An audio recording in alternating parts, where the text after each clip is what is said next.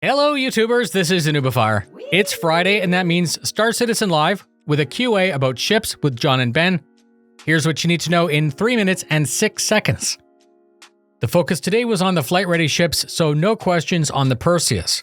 The MSR and Nomad were confirmed as having incorrect fuel consumption rates at launch. The Starfarer does already have place for future components, but it will need some minor work when that system's implemented. The Star Runner has some dead space in the interior. There's no real plans to expand into it into the future. The ramp is the only way to access the MSR. That was identified as being an oversight by the designers, but there's no intended date for that to be addressed.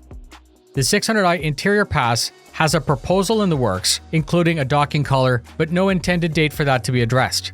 The blast shutters, modules, and antennae on the Carrack are planned, but won't be added to the game until they serve a purpose. The Banu Defender's hit-scan weapons were removed for balance, and they may not return as the default loadout.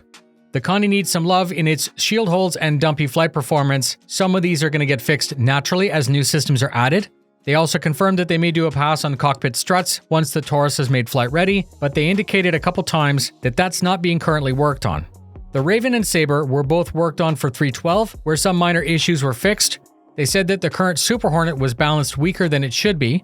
Legacy concepts are known as being lacking compared to newer ones, and they confirmed that once again, they will eventually bring the entire fleet up to equity. It's easier to build new ships better, which is why that happens. Armor is still faked as a damage modifier for 312. Mass, velocity, and the type of projectile will be modeled in the future as procedural damage is added. Industrial, civilian, and military component classes don't fully make sense, but they will be adjusted in the future. Paul confirmed that more ships will have med bays. However, as it's a very desirable mechanic, not all cap ships are going to come with that by design. The 890 Jump, the Carrack, and the Kraken variants were confirmed as having them. The Idris and Javelin have them as part of their concept literature. Modularity tech, intended for the Retaliator, Caterpillar, and Carrack, are planned to get addressed possibly as soon as early of next year. Eventually, your preferred layout of panels and MFDs will be persistent. Vehicles and boxes clipping through floors is caused by a dysfunction between the player and server timing. They are constantly trying to address this issue patch to patch, but it still often occurs. The Corsair was concepted with ramps coming out the side. That was confirmed as not making it past development due to the length of ramp that would be required.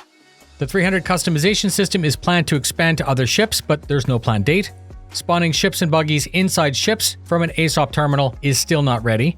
The canopy bug that's been a thing for many patches was being worked on. Paul indicated that he thinks it's fixed for 312.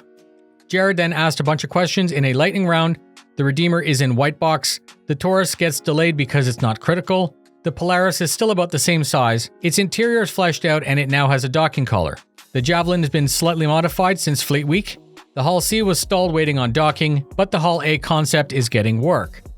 The BMM is bigger. It has the same cargo capacity as the concept, but it's still only in concept, and the Starliner is still in concept.